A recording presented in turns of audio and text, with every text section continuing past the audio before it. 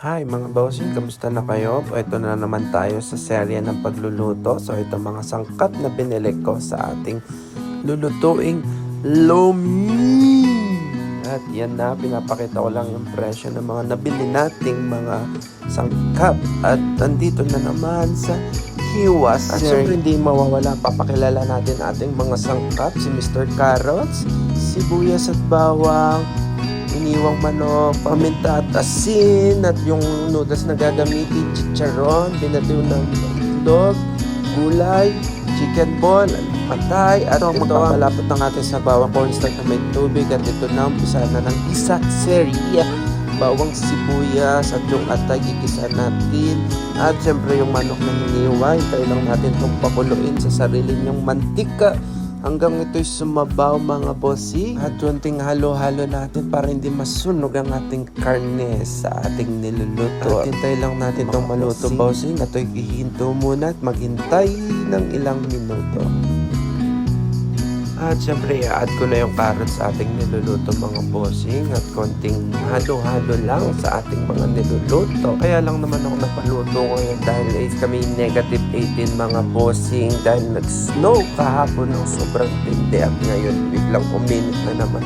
At mukhang magme-melt na naman ng snow mga bossing. After ko siyang hinalo-halo, ako'y kukuha ng tubig na mainit, and then ihahalo ko na sa ating niluluto mga bossing.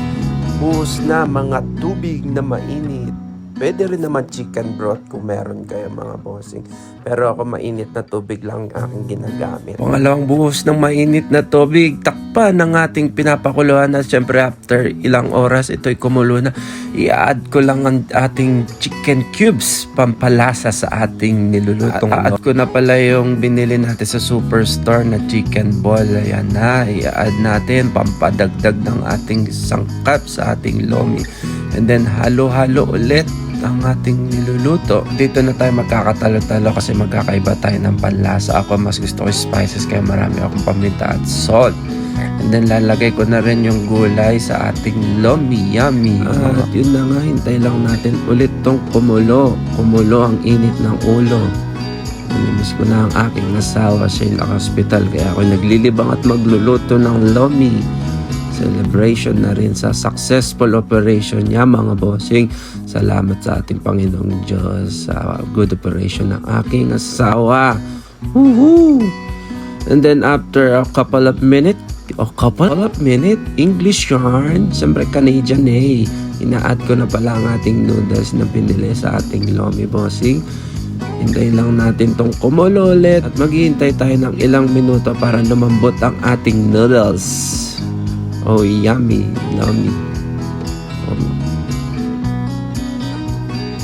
Makalipas maluto ng noodles, lalagay ko pala ang ating cornstarch na may tubig, pampalapot ng ating lomi. Yummy.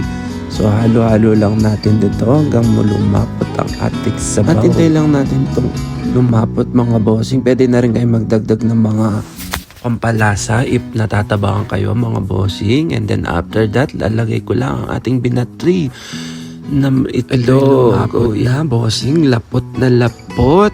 Lalagay na natin ang ating pangpinaling sangkap. Tuloy lang natin ihalo ang ating lomi para hindi dumikit sa ating kasirola.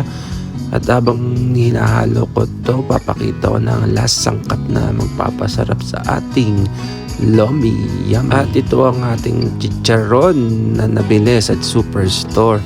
Timikmam ko muna at ako'y nasarapan. Parang ayoko na siyang ihalo sa ating lomi. Yan pala ang lapit chicharon.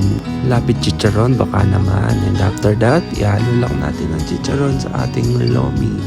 At halu-haluin ulit ito upang yung lasa ng chicharon ay humalo na rin sa sabaw ng ating lomi. At ito na ang pinalay. Yan lang natin itong kumulo ulit mga bossing. Bago matapos itong video ko sa pagluluto ko ng lomi, maraming salamat pala sa mga nagtsatsagang manood ng ating video. Ito lang naman kasi libangan natin sa Canada.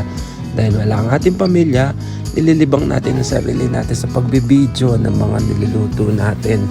Convert man lang natin ang lungkot at lumbay na pagkamis natin sa mga anak natin.